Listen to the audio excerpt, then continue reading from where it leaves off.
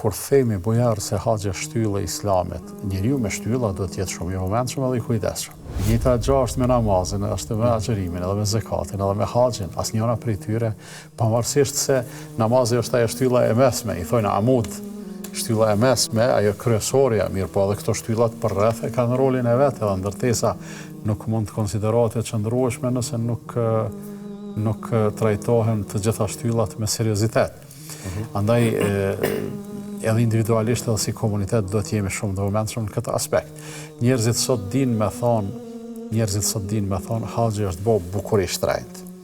Një kur të përmendsh si vjet pagesa për haxhin prej Kosovës, prej vendit tonë është 6.550 euro. Është bukur një shumë e madhe e të hollave.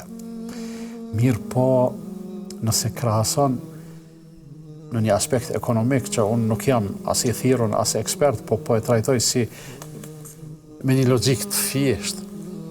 Sa mundesh me ble ari me 6.550 euro sot, nuk është e njëjtë, e barabartë në sasi me sa ke mujt me ble atëherë kur ka kushtuar haxhi për shembull 1.500 euro.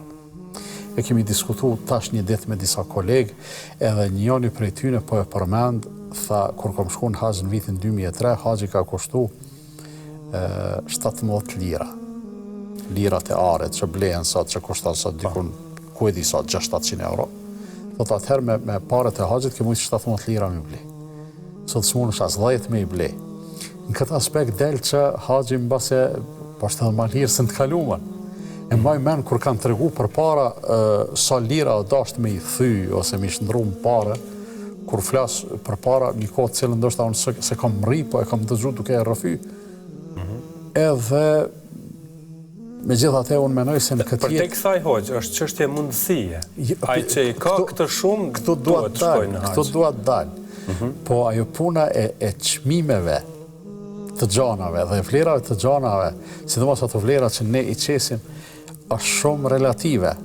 Është shumë mundet me nënshtrua dhe diskutimet, a kushton aq, a kushton ndoshta ma shtrejt, apo kushton ma lirë, fare pak ka rëndësi. Por duke e kuptu se për një mend, Allahu i plot fuqishëm e ka kushtëzuar dhe kjo është prej gjanave më të mrekullueshme në këtë pikë. Allahu e ka kushtëzuar obligueshmërinë e haxhit me mundësi. Men istata'a ilayhi sabila, ai i cili ka mundësi me mri atje.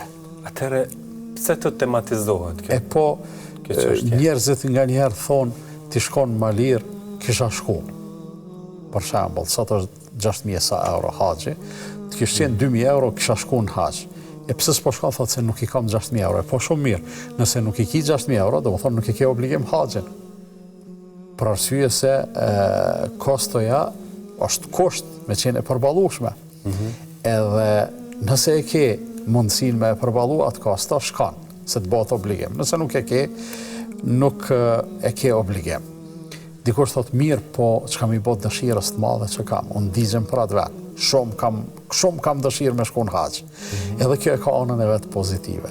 Për arsye se secili që ka shumë dëshirë me shku në haxh, e s'ka mundësi me shku në haxh, unë konsideroj, edhe nuk kam pikë dyshimi në këtë, se ai do të shpërblehet prej Allahut fuqiplot.